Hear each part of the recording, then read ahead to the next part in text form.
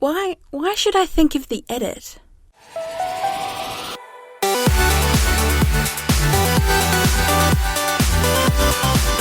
G'day crew, and welcome back to the Do Video Podcast, where our aim is to get you and your business genuinely connecting with your customers through the best method at the moment, video. Because you can see my lovely face and you can trust me like a human being. That went a bit weird there. I'm Zoe, the Video Confidence Coach, your guide on today's journey as to the title of this episode, why you should think of the edit. Or think of the edit was how I actually called it. So the term think of the edit is a common phrase in the video editing, video shooting, filmmaking, general industry that I'm in. And the reason it's a term, and it's used fairly often, is make it easier for yourself when it comes to editing. Always make it easier for your future self if you're the one editing. If you're handing it over to someone else to edit, they would appreciate it if you made it easier for them as well. So the way this can be done is a few ways, and depending on if you're editing it yourself or if someone else is editing it for you, you can be a little bit different in the way you're going to edit. And if you're going to edit on a desktop computer using like iMovie or Video Vault or Video something else, one of those desktop ones, or Adobe, or if you have access to those type of things, or doing it on your mobile phone using the tutorials that we've made for you, wink wink nudge nudge, by using like InShot or Powder or one of those other ones. But the reason that you want to do this to yourself is to be able to make it easier for you. So I'm going to give you a couple of tips, starting off with the mobile stuff and then doing it for desktop and for editor stuff.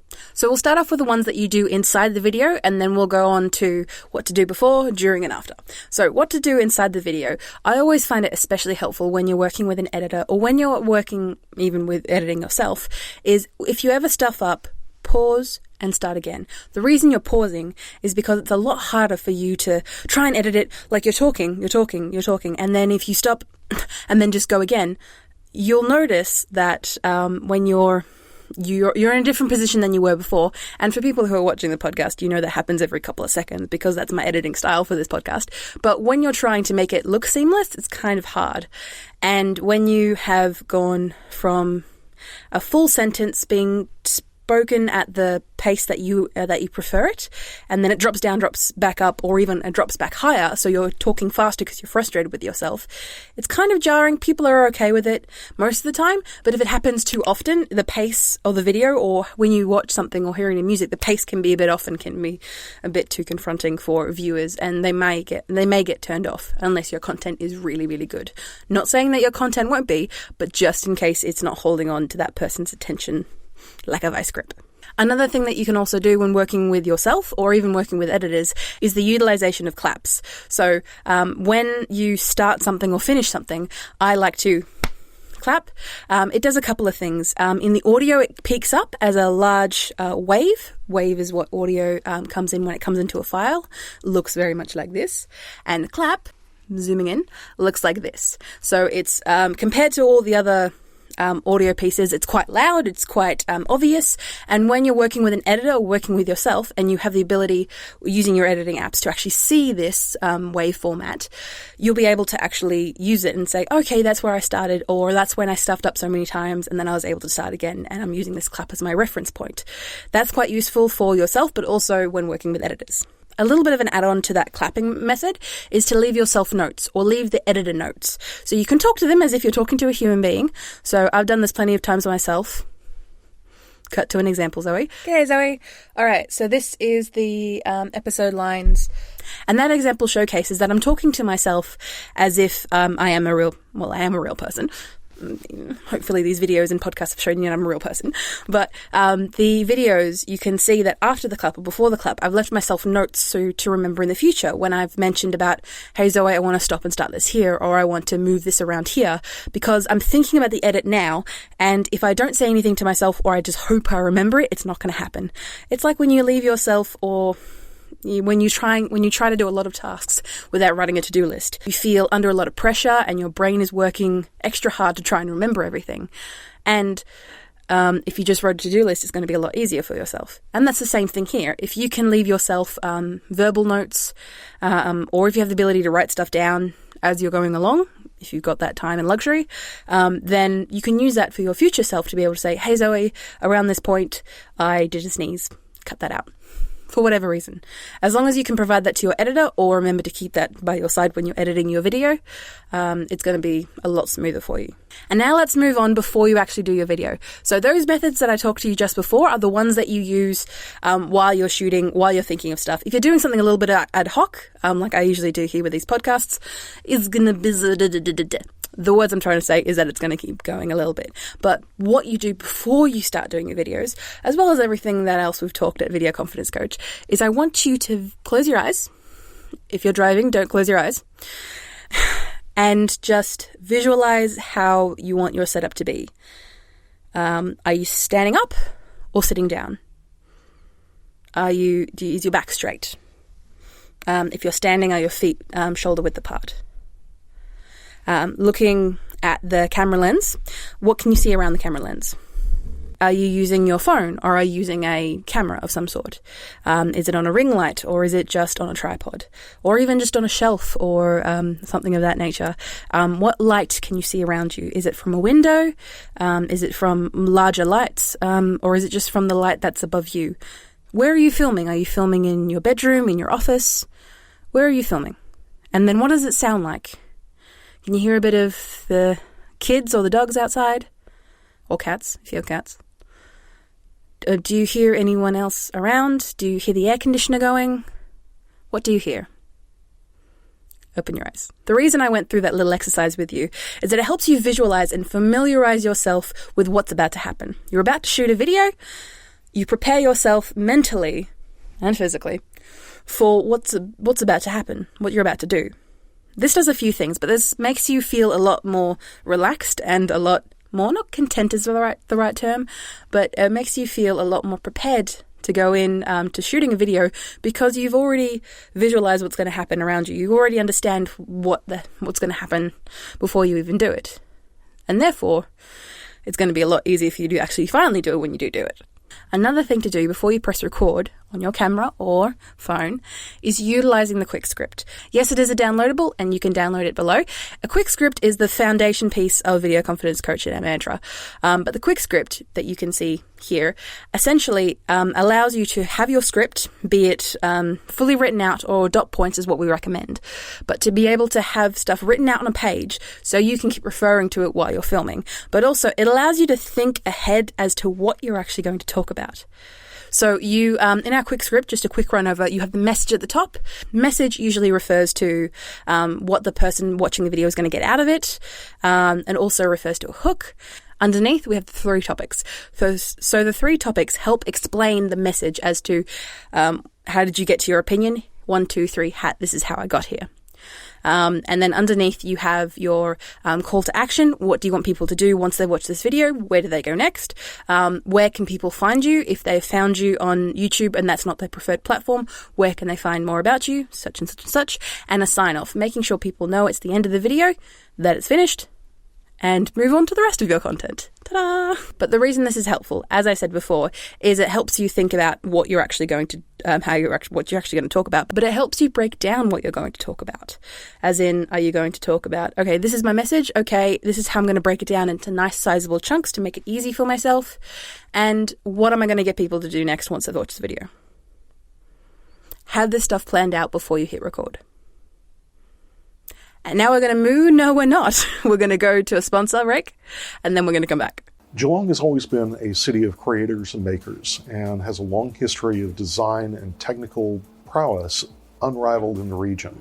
Having a makerspace allows people like teachers and students to come work using specialized equipment and materials to design tools for the future.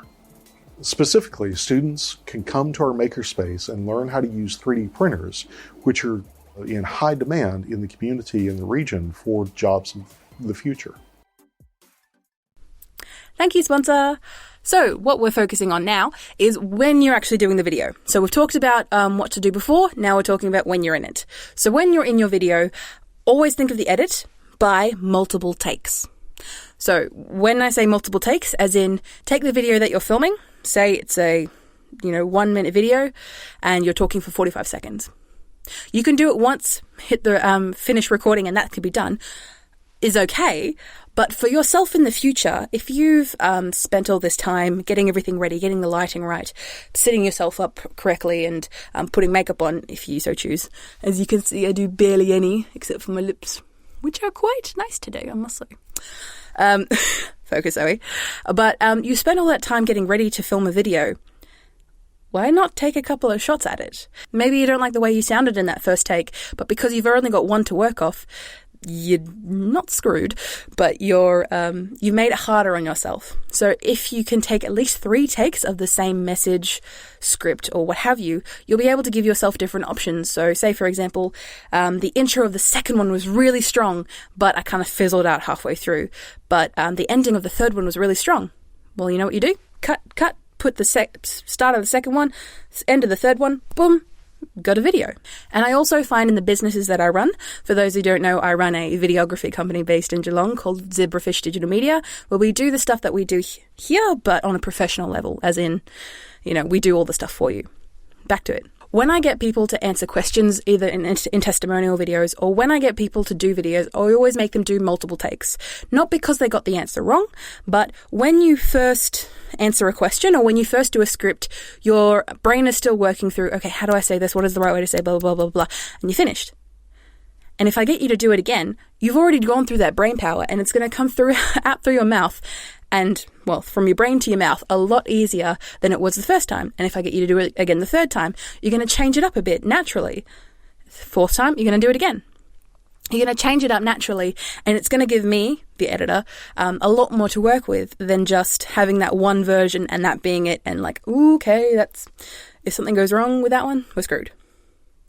Don't let that happen to yourself. So you finished your videos, you've done your multiple takes, everything's all good. You finish clicking record, and then now what? Well, the one thing you definitely need to do is watch your video back.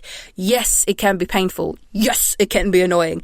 Watching your face and hearing your own voice. Oh, do I really sound like that? Do I really look like that? Ugh.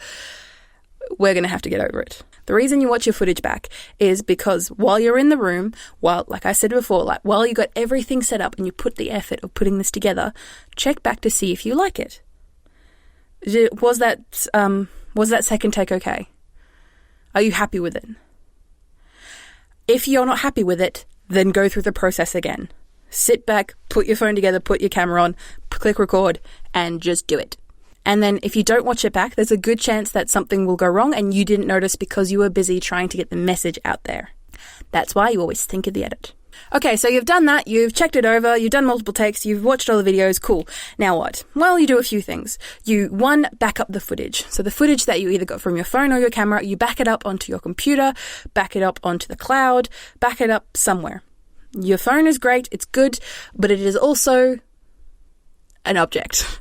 I was about to say, it's also a phone. But your phone is with you everywhere. Your camera, probably not as much, but it is still fallible. So you need to back up your footage. You spent so much time, effort preparing yourself for it. You did it. You did multiple takes. You back-checked and you did it again. Make sure you save it. So before you do any editing, make sure you always back it up. And this also helps in the editing process. So say, for example, if you do something, you edit, and you've done something explicably wrong and you can't backtrack, well, then you just go to your backups and get them there. And one thing I want to mention for people who are working with editors, if you can organize your files for your editor, it's going to be a lot more helpful to them because they weren't there on the day, or if they were, hopefully. For most editors, they are not on the day of shooting. So when you film these videos, they're actually not there watching you or keeping an eye on you and what you do. So if you're able to organize if you're doing multiple videos in one go, which I highly recommend, it's called batching. We do have a video on that. Going through and just seeing, okay, this is the one that I want to take number 2 of, and then just put that in the name of the file. If you give people that stuff to work with, they're going to work wonders for you. Yay! You've reached the end of this Do Video podcast episode about thinking of the edit. So what I want you to do from here, as my call to action for you guys, is make sure you click the link below to our tutorials playlist, where you have tutorials on what you can do in all different processes of the prepare, the shoot, and the afterwards. Editing is what I meant to say. And to be able to follow those tutorials, make it easier for you to get your videos off the ground and online for people to see them. For a full list of sources, credits, and downloadables, feel free to check out the dovideopodcast.com website. Or if you enjoyed our chat, our podcast episode today, feel free to rate us and let people know how you liked us on your favourite podcasting app. Or if you're watching my beautiful face today, you're probably watching this on YouTube. So why don't you subscribe to us on YouTube? Oh, what a thought. Looking for something to listen to while you wait for another Do Video podcast? Well, I have a suggestion for you. Check out the Jack Delosa podcast from Jack Delosa. His podcast is perfect for entrepreneurs and small business owners, and his podcast usually consists of interviews, helpful tips, and step-by-step guides on how to achieve things in business. I believe Jack does run a school called The Entourage, which is a small business type school thing. I've had a few things with him. I'm not totally up with it, but as a speaker and what he talks about and what Jack has his knowledge from being in his industry for so long is going to be quite helpful to you. If you have any questions, concerns, comments, or feedbacks, feel free to reach out to the Video Confidence Coach on our websites, on all our social medias, or on Google.